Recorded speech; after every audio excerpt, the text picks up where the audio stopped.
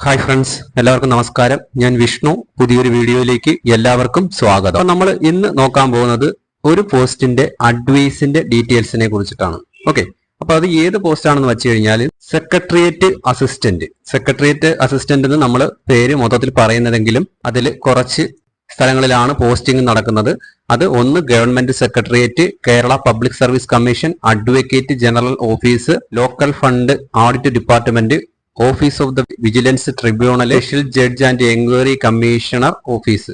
അപ്പൊ ഇത്രയും സ്ഥലങ്ങളിൽ അസിസ്റ്റന്റ് അല്ലെങ്കിൽ ഓഡിറ്റർ എന്ന പേരിലാണ് പോസ്റ്റ് വരുന്നത്. ഓക്കെ, ലാസ്റ്റില് നോട്ടിഫിക്കേഷൻ വന്നത് ഗസറ്റ് ഡേറ്റ് 3/4/2021 ആപ്ലിക്കേഷൻ സബ്മിറ്റ് ചെയ്യാനുള്ള ലാസ്റ്റ് ഡേറ്റ് 5/5/2021 കാറ്റഗറി നമ്പർ 057/2021. അപ്പൊ ഇതായിരുന്നു നോട്ടിഫിക്കേഷന്റെ സമയത്ത് 3% DAക്ക് പറഞ്ഞിരുന്നത്. പക്ഷെ അഡീഷണൽ നോട്ടിഫിക്കേഷൻ ഇറക്കി അത് 4% വർദ്ധിപ്പിച്ചിട്ടുണ്ട്. ഓക്കെ, അപ്പം 3% എന്നുള്ളത് 4% ഇപ്പോഴും DA കാൻഡിഡേറ്റിന് ഉള്ളത്. അപ്പൊ അതിന്റെ റാങ്ക് ലിസ്റ്റ് ആക്റ്റീവ് ആയത് 12/4/2023 12/4/2023.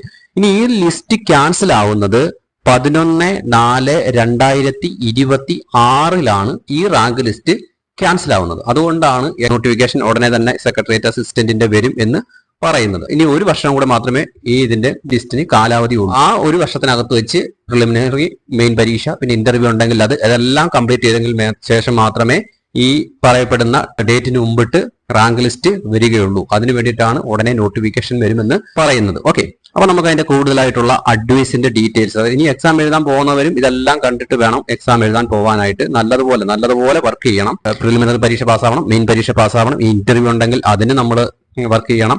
അതൊക്കെ കഴിഞ്ഞിട്ടായിരിക്കാം നമുക്ക് റാങ്ക് ലിസ്റ്റിൽ ഇടം പിടിക്കാൻ സാധിക്കുള്ളൂ. അപ്പൊ നമുക്ക് ഈ ലിസ്റ്റിന്റെ, അതായത് 057/2021 അതിന്റെ അഡ്വൈസിന്റെ സ്റ്റാറ്റസ് നമ്മൾ നോക്കുമ്പോൾ ലാസ്റ്റിൽ അഡ്വൈസ് പോയിരിക്കുന്നത് 30/10/2024 ടോട്ടൽ അഡ്വൈസ് 419 പേർക്കാണ് ടോട്ടൽ അഡ്വൈസ് അയച്ചിരിക്കുന്നത്. ഇനി അതിൽ OC 285 റാങ്ക് അഡ്വൈസ് പോയിട്ടുണ്ട്, EWS 321, EBT 303, SC supplementary list 22, ST supplementary list 10, മുസ്ലിം 414 റാങ്ക് അഡ്വൈസ് പോയിട്ടുണ്ട്, Latin Catholic Anglo Indian 789, OBC 304, Vishwakarma 458, SIUC Nadar 566, SCCC supplementary list 3, Dheevara 695, Hindu Nadar 610, DAയിൽ LVയിൽ supplementary list 4, DAHI supplementary list 5, DALDCP supplementary list 5, DAMDMI ലിസ്റ്റിലെ 11, PT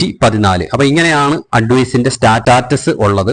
ഇനി ആ rank ലിസ്റ്റിൽ എത്ര പേരുണ്ടായിരുന്നു നോക്കുമ്പോൾ 961 പേര് മെയിൻ ലിസ്റ്റിലും 1033 പേര് സപ്ലിമെന്ററി ലിസ്റ്റിലും DAയിൽ 97 പേരും, ഏകദേശം ഒരു കണക്കാണ് പറയുന്നത്. അത് ടോട്ടല് ഇതെല്ലാം കൂടെ കൂട്ടിയിട്ട് ടോട്ടല് 2091 പേരടുപ്പിച്ചായിരുന്നു ആ റാങ്ക് ലിസ്റ്റിൽ ഉണ്ടായിരുന്നത്. അതിലെ ആണ് അഡ്വൈസിന്റെ ഡീറ്റെയിൽസ് ഞാനിപ്പം പറഞ്ഞത്. ഓക്കെ, പുതിയതായിട്ടുള്ള വേക്കൻസിയെ കുറിച്ച് പറയുമ്പോൾ ഇപ്പോഴൊരു നമ്മൾ നോർമലി പറയുമ്പോൾ 6 വേക്കൻസി നിലവിലുണ്ട്. ഒരു NGD വേക്കൻസി ഉണ്ട്, അത് general administration ഡിപ്പാർട്ട്മെന്റിലാണ്.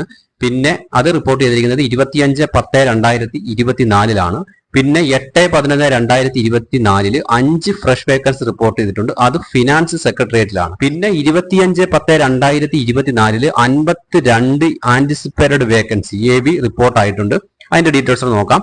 1/2/2025 2 anticipated vacancy matured ആവും.